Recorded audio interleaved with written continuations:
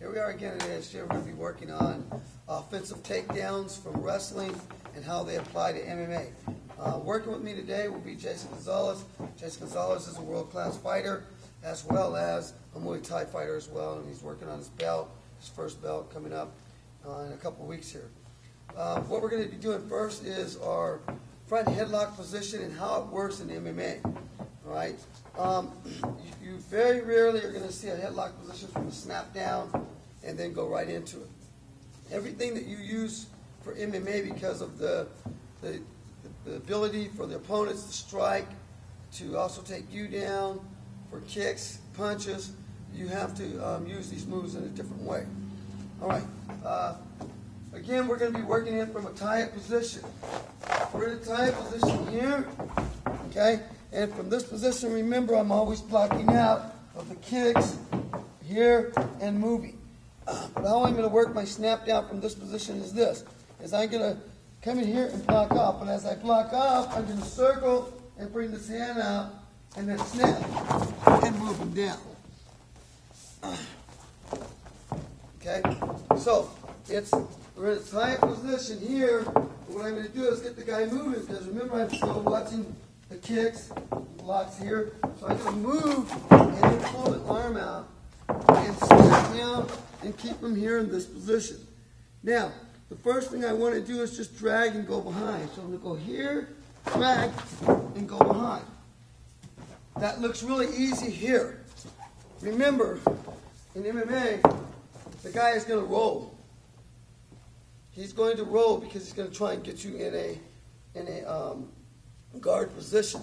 So when I do the snap down, I'm in here, and I come out, and I snap him down. He's going to roll into this position. Right here.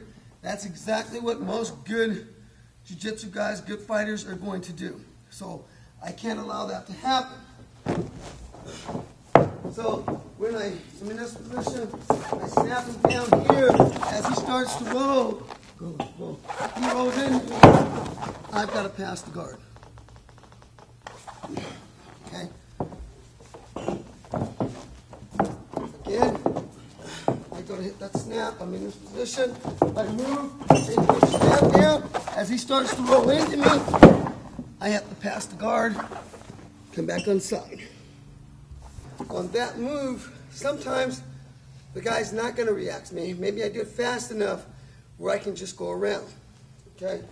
So from this position, we're in here, I'm blocking off, I'm moving, come up, snap down, and I go around.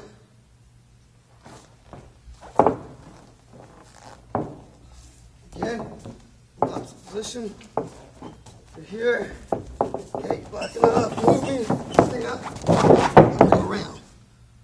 Next position on that, I'm going to do the same snap down, except for this time, I'm going to go for the headlock, for a choke right from the start. So we're here, okay, I'm moving, I come out and I snap him down. As I snap him down, I'm going to go straight for the head and go for my choke. Here, circle, snap down, and as I snap him down, this hand is already going into my choke position. Okay? When I do this choke, I go right underneath the chin. I catch it here as I'm going down, and I go right underneath the chin, and I start choking before I even hit the ground. Okay? Now, what you're going to see in MMA is a lot of times the guys go for a front headlock, and they come up with the legs and pull the guard in here. Okay? And that's more jiu-jitsu than it is wrestling. In wrestling, we don't want to call the guard too much. We don't want to put ourselves in a bad position. Jiu-jitsu feels very comfortable down there. However, I can get the same thing done without having to call the guard. Okay? So when I hit the snap down, as I snap here, I automatically go here. Even if the guy's got his chin down to protect the choke, it doesn't matter, because I'm going to shoot my hand straight through. And then I bring him to the mat here. Once I bring him here, I just choke him up right there. Okay? So I come right to the choke. One more position. You're here. And the reason why I'm turning him is to get him off balance. He's trying to kick, or I'm trying to kick. I'm in here. I'm using kicks as well. He's blocking. I'm blocking. He's blocking. Come out and snap. You see, this prevents more kicks, hits, anything coming up. If I'm in here and I create too much space here, he's going to come over and bam. He's got his shots, he's got his knees, everything. So I don't want to create too much space on this one. Here, I move him, snap, and now I got the front headlock, take that position, and I got the choke right here. So that concludes the snap down part of it. Snapping the guy down, going around him, and the last snap down I'm going to do is I'm going to do the same snap down, but now I'm going to go around the guy and throw the legs in. Okay? So even if he rolls, which the most of them we're going to do, I'm still going to be able to put the legs in.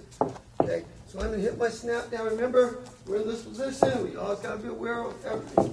Legs, knee, I'm throwing knee. I slip out, snap down, go behind and throw my legs in. Again, here, I move, snap, bring it down here, go behind, and throw my legs.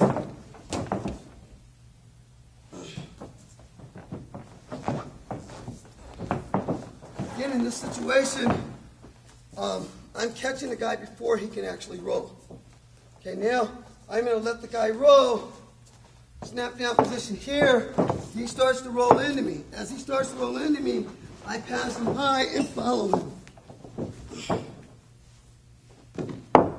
Again, I do my snap down, he starts to roll into me.